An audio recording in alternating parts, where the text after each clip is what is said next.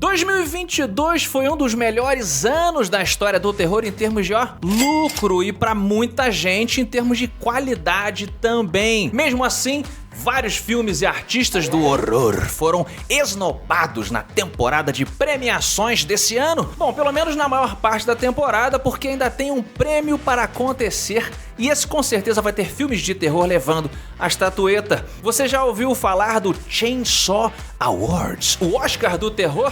Se você nunca ouviu falar, não se preocupa, tá? Você vai conhecer hoje conosco aqui. Ele não tem a fama de um Academy Awards ou um Globo de Ouro da vida, mas é muito interessante para quem é fã do gênero. A gente vai debater aqui as indicações para relembrar o que 2022 teve de melhor no terror e o que você talvez tenha deixado passar batido. Além disso, a gente também vai tentar entender por que o terror sempre fica para escanteio nas premiações mais mainstream. Bora lá?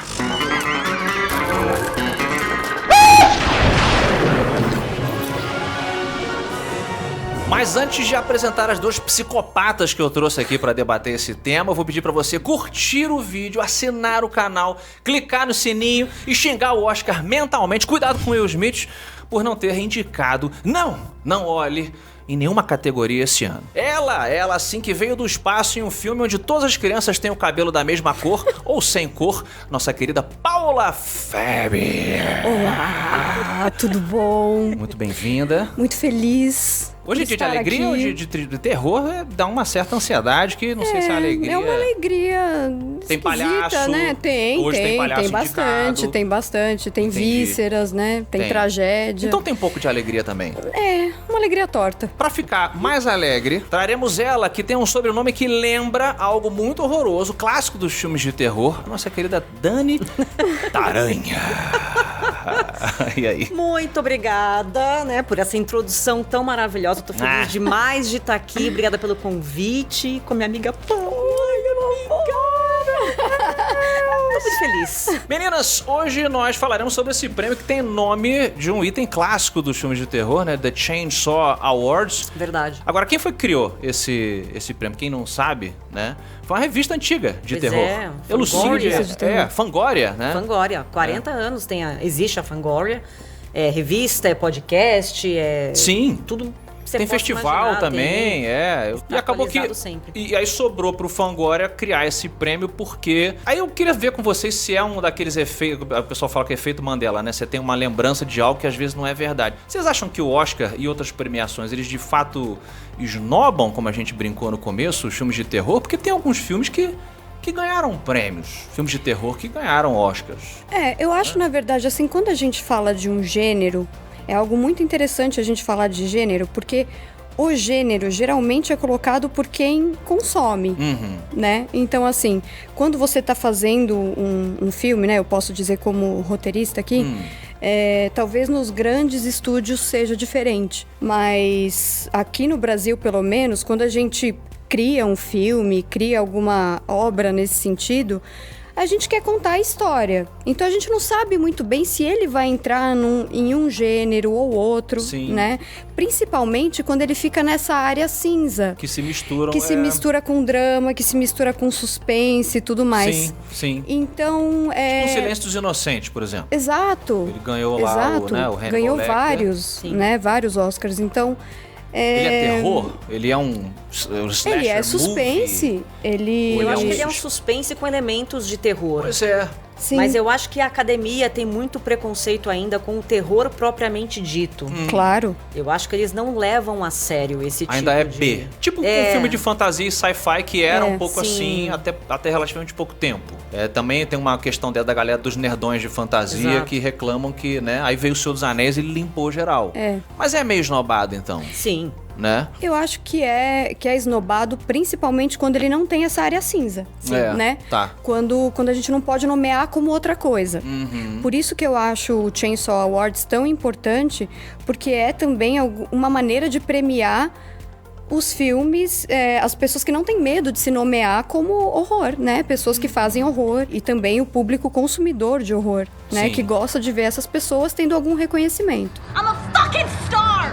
The whole world is gonna know my name! Mas você falou das pessoas que não têm medo, agora a gente vai falar das pessoas que têm medo. Porque tem muitas na primeira indicação aqui, na primeira categoria, que eu acho que a gente pode começar por ela. Noites Brutais, O Telefone Preto, Não Olhe, Pearl, X, A Marca da Morte. Vale 2 filmes que são um só? Pois é. Vamos lá. Tá aí essa dúvida, né? Expliquem aí, pra quem não sabe, né? A gente tá falando de X, que é o primeiro filme da trilogia do Ty West. X, Pearl, e esse ano sai o Maxine. Tá. É meio que um prequel do outro, Exatamente. né? O Pearl vem Pearl antes vem antes. do X. Seria como se fosse a origem da vilã. Sim, da que vovó. Da vovó que a gente Vovó vê pelada. em X.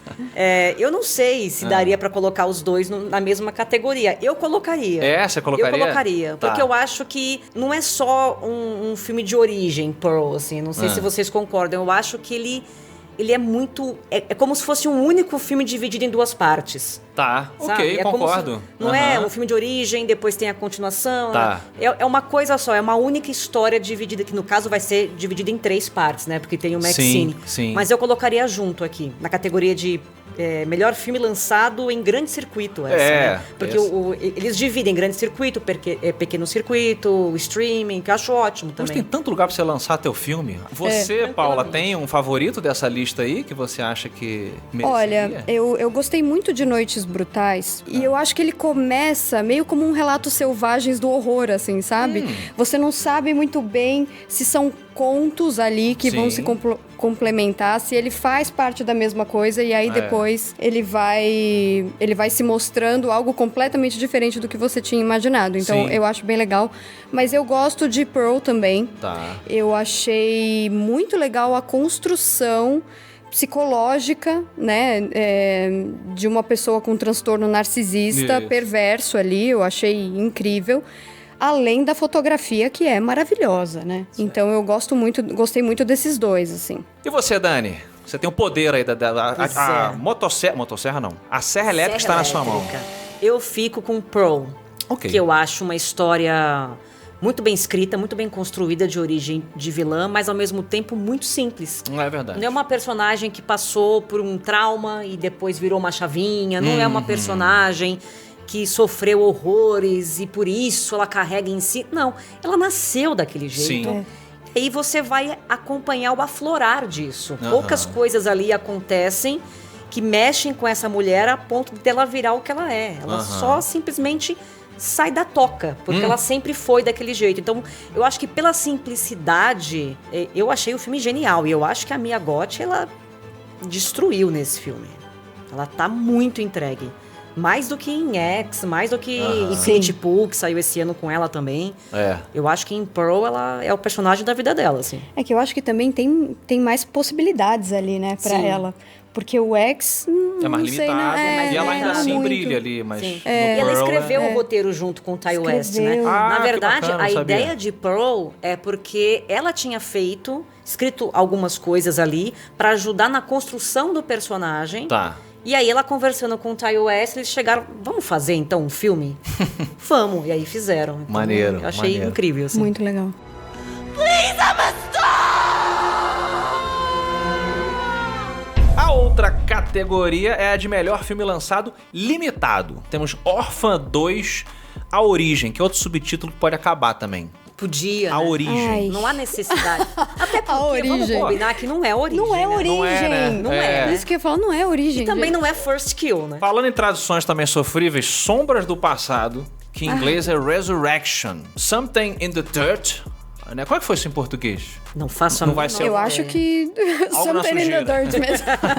Algo na sujeira. Terrifier 2, que o pessoal tá saindo do cinema. Tá Ai, passando meu Deus, mal, né? As pessoas estão passando mal no cinema. E Mad God, tá? Eu vou tomar a liberdade de começar a falar do Mad God, que agora portuguesei bem. Mad God. É.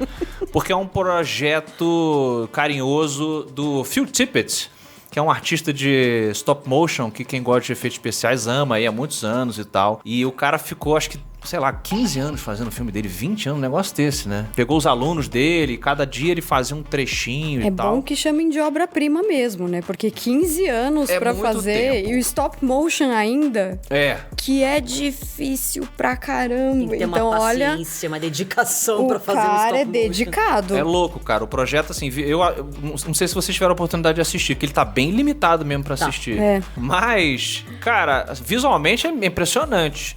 Mas eu achei ele tão louco, tão surreal, que ficou um pouco cansativo pra mim. É. Não sei se vocês tiveram essa... No começo ele me lembrou, assim, acho que, é claro, por causa do stop motion, me lembrou o Rata-Mahata do Sepultura. Do Sepultura, Rata-Mahata. Aí depois. Porque assim, eu acho que é difícil de você construir um ambiente de horror com stop motion, né? Que as pessoas consigam se conectar e sentir medo mesmo, ou sentir alguma coisa mais profunda, assim. Deixa eu tentar te desafiar nesse quesito aqui. Eu sei Claro. que é um filme que é mais leve, mas ele tem um pouco dessa pegada do terror. Nightmare Before Christmas.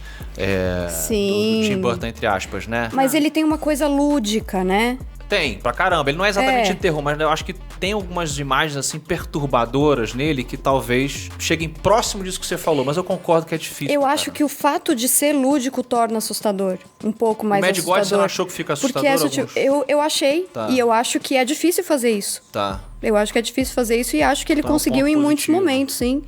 Com certeza. Pois é, concordo com ela. Mad Mas God. não é o meu preferido daqui, não. Qual o seu preferido? Daqui eu fico com o Resurrection mesmo. É? Rebecca Hall, Tim Roth, dois atores gigantes. Você acha que teve gente que entrou no cinema achando que era um filme, o novo filme do Mel Gibson? Da Paixão de Cristo, que ele vai fazer, né? Uma sequência e tal. Acharam aí, saiu Eu já. não duvido, né? Eu não duvido. Com certeza Vai ser uma saíram decepção. do filme assustados, porque as cenas finais são Olha. difíceis de assistir, assim. Sim. Eu acho que principalmente para as mulheres. Eu acho que é muito forte, mas é um Absolutamente. filme que você tem uma mulher que sofreu ali, teve um relacionamento extremamente abusivo e tóxico, e as consequências que ela carrega disso a vida inteira. E esse cara volta pra vida dela depois da vida adulta, enfim, depois de 18 anos. E ela começa a reviver tudo aquilo.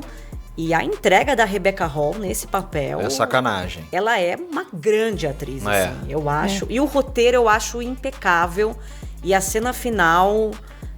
que também vai pra essa coisa lúdica, Pode, né? pode. Que também Não vai pode. pra essa coisa da simbologia, da metáfora freudiana, eu acho ela pesadíssima, assim. Sim. O filme acabou, eu estava chorando, literalmente. aí. Eu achei muito Eu forte, fiquei muito bem bonito. chocada também. Fiquei bem chocada, assim, porque você... Sem Chorou na spoilers. pipoca, né? Mas Sem chorou spoilers. na pipoca. Sem spoilers, mas assim...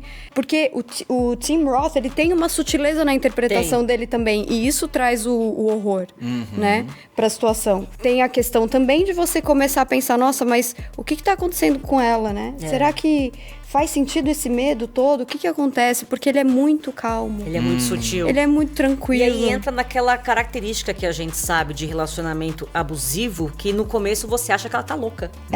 Que é o que sempre dizem das mulheres, né? Ah, E o aquela mulher tá abusador louca. tende a virar o jogo Exatamente. justamente... Ela tá colocando maluca, ela tá nela. exagerando. Você acha que só vai não é acontecer? nada Você acha que... disso, é. E aí, quando você vai se aprofundando mais naquela relação e entendendo a força daquilo, é assustador. Aham. Agora, da sutileza para a grosseria absoluta, Terrifier, tem o 2, né? Não sei como que Tem o emplacaram 2, ali. Tenho dois, Fala aí, Paula. A gente estava discutindo sobre o subgênero chamado pornotortura.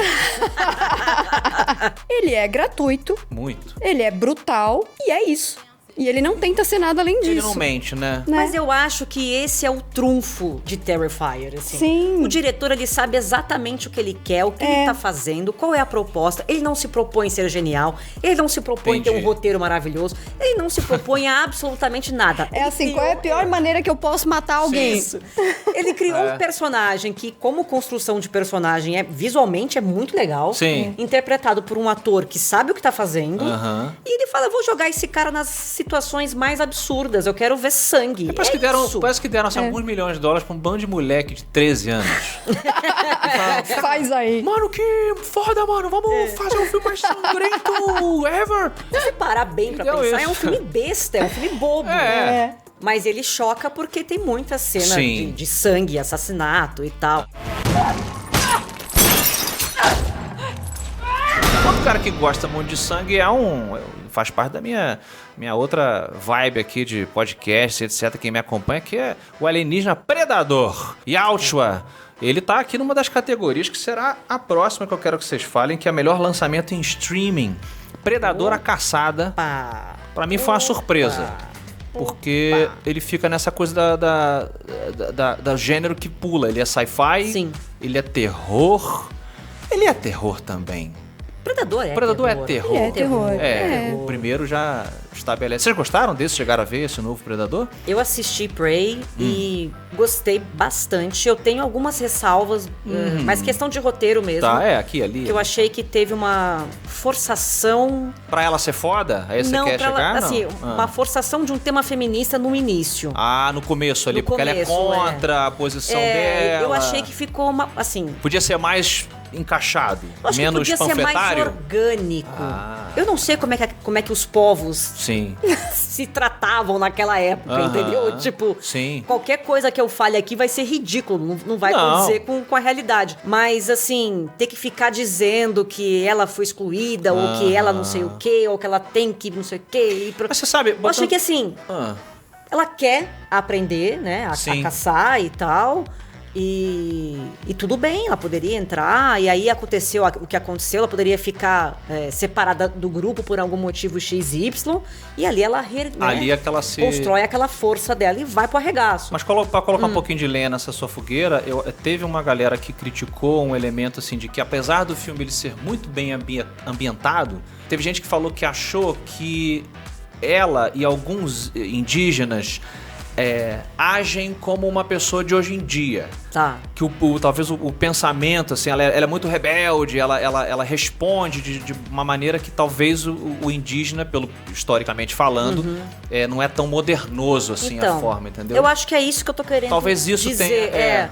Eu achei que Ela essa parece uma força- adolescente rebelde Isso, de 2020. exatamente. Forçar uma bandeira. Exatamente, Entendi. forçar uma situação que eu acho que pra aquela época não fazia sentido. Sim, assim. dava pra fazer de forma orgânica, como Dava você pra falou. fazer de uma forma diferente. Claro, Eu acho que isso como me outras incomodou obras um fazem. pouco. É. Isso me incomodou um pouco. Entendi. Mas depois eu Mas eu é achei sangreira. incrível. Eu quero Não, eu saber da achei... sangreira. E a criatura é maravilhosa. Ele começa a furar os franceses e os índios e... Poxa... É o que a gente quer ver mesmo. Mas dessa categoria aqui, eu preciso falar de Fresh. Ah, Fala pra mim de Fresh. eu também! Cara, Fresh me lembrou o livro Saboroso Cadáver, da Agustina Basterrica, Eita. que é argentino, uma argentina. E assim, a carne humana sendo vendida, isso sendo discutido, eu achei, assim, um filme também, acho que já deu pra perceber que eu gosto dessas sutilezas no horror, né, assim, que você não sabe direito o que vai acontecer, e aí, de repente, quando você vê, é uma tragédia, mas eu achei um filme, assim, Foi o que seu favorito todo mundo aqui. que gosta de horror tem que ver. Aqui, nessa categoria também, eu daria o prêmio pra Fresh. É. Porque eu acho que ele é 3 filmes em um só. Ele começa com uma comédia romântica, ele tem um corte ali brutal, que é quando entra o nome do filme, que eu acho incrível, porque até então você não sabe o nome do filme. Foi demais aquilo. E aí, depois de uma cena X, entra o nome do filme, aí você fala, caraca, agora vai começar esse filme. E aí ele sim. vira a chavinha, ele vira um suspense, ele fica uma coisa louca. E no final ele era um slasher, ele é uma matança doida. Aham. Então, eu acho que ele é muito bem, as 3 fases desse filme, elas são bem amarradas, assim. Ele é muito bem desenhado e a coisa vai organicamente, ele é bem redondo. Aham. Tem Sebastian Stan. Pronto, não vou falar Onde mais. ele está, sim. Só uma menção rápida aqui ao meu... Eu gosto muito de Hellraiser, adoro o Clive Barker. E esse remake eu tava desconfiado também. Falei, pô, mais um remake, vai fazer de novo e tal. Mas, cara, eu achei bacana pra caramba esse bom, Hellraiser. ficou bem legal. E os Adorei ela cenobitas como tão maravilhosos. tão lindos. Ela eu achei maravilhosa. Ela tem uma presença muito diferente, né, do Pinhead original e sem imitar. Justamente, foram pra um caminho, Sim, não precisa imitar. Claro, ela tem uns pinos, mas é uma outra silhueta e até tem uma coisa interessante do livro original, porque ele é meio andrógeno. Sim. O Pinhead do livro, né? E o sexo mais presente nesse sentido. Então, mas talvez fosse pra um caminho mais de maquiagem do que qualquer outra coisa aqui, né? E é um filme que tem gore, mas ele é muito profundo nos questionamentos também sobre desejo, né? O que você realmente quer, o que você realmente busca. Então, esse seria um filme, eu acho que Hellraiser, no geral, deveria ser um filme olhado pelo Oscar, sabe? Porque ele tem vários questionamentos profundos ali, né? Uhum. Apesar de todo o sangue. Isso que eu falo, é profundo literalmente, né? Vai pra carne, Vai. atravessa o osso, é uma coisa impressionante. É. Um negócio de- What is it you pray for? Melhor direção temos o Zach Cregger. Esse cara tem nome de diretor de filme de terror. Pelo Noites Brutais. O David Cronenberg, que é um velho conhecido aí. Crimes do Futuro. Outro filme que a galera ficou meio bolada de assistir também. Esse filme ele é difícil de assistir. É? Até porque ele simplesmente acaba. Tem E aí isso. você não sabe se você bate palma pro Cronenberg ou se você xinga o Cronenberg. Ele Dá acaba. essa dualidade, né? Ele acaba. Ele gosta Aí dos você fica- dois.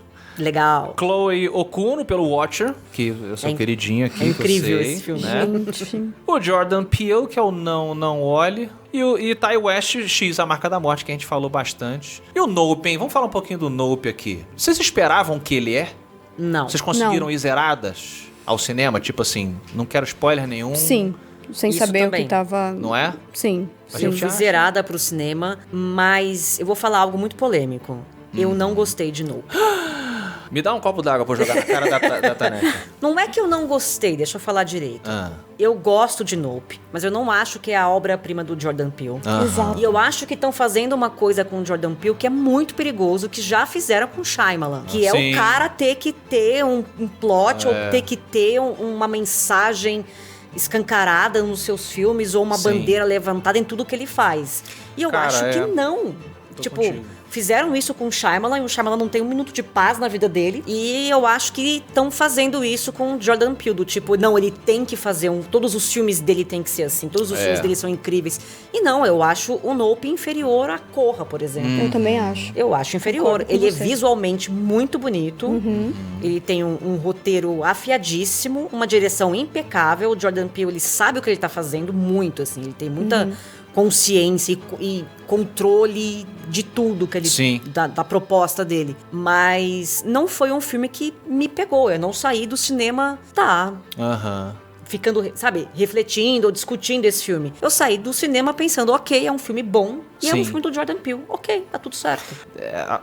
O hype todo que foi feito... Eu já gostava do Jordan Peele desde que ele fazia o Key and Peele. Sim, Uma maravilhoso. dupla de comédia maravilhosa lá no Comedy Central. E eles já zoavam, eles já usavam a questão das etnias com humor e sempre foram geniais nesse sentido. Então, quando o cara foi pro cinema, eu esperava que ele fosse colocar essa questão, entre aspas, racial, e mandou muito bem. Mas eu acho que justamente esse hype que foi feito em cima de uma coisa que é importante, ele mascara, ele atrapalha outros aspectos que deveriam estar sendo apreciados ali do filme e gera uma certa obrigação também. Sim. Tanto da grande surpresa quanto pra, tipo, onde que estão as alegorias sociais escondidas? E, tipo, cara, calma, o filme não precisa ser, né, motivado por isso. Você não aproveita a experiência. Tanto que tem uns vídeos do Jordan Peele bacanas em que ele responde umas perguntas assim, teorias malucas, e ele fica falando, não, isso nunca que eu quis botar isso aqui, né? E algumas coisas são. Mas eu, assim, o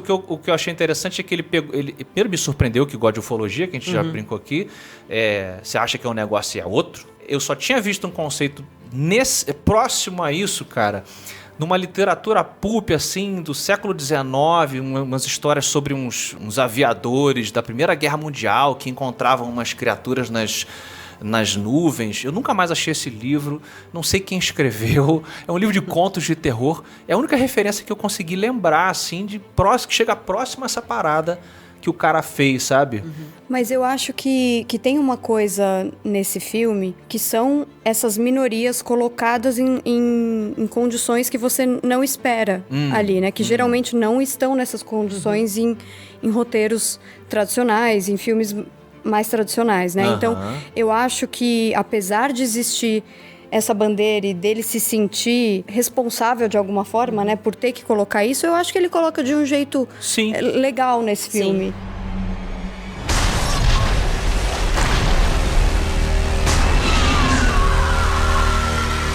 Dani, no Chainsaw Awards, todos os filmes são internacionais para nós. Mas existe uma categoria que é especificamente de melhor filme internacional.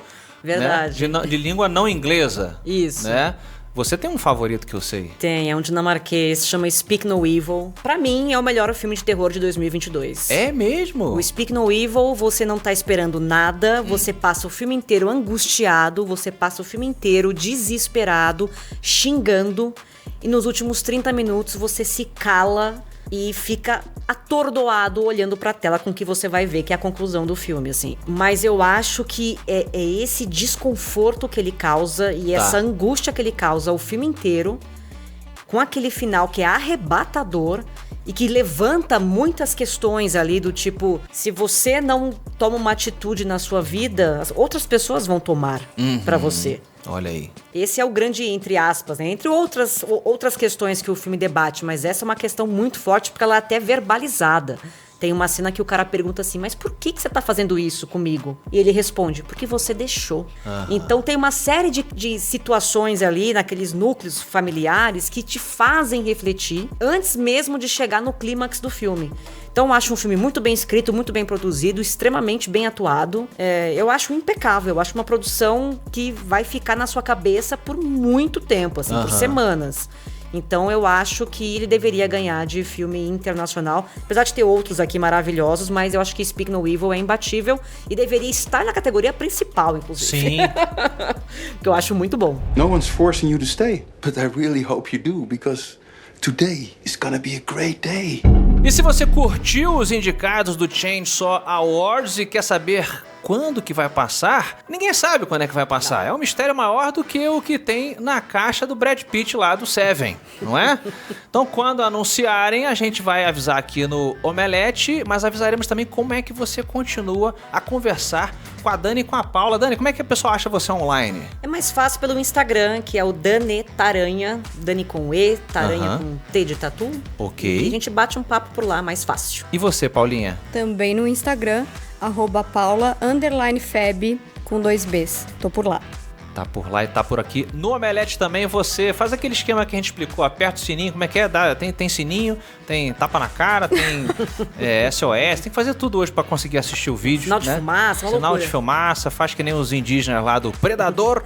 E esteja sempre conosco aqui no Omelete, que está cada vez mais sangrento.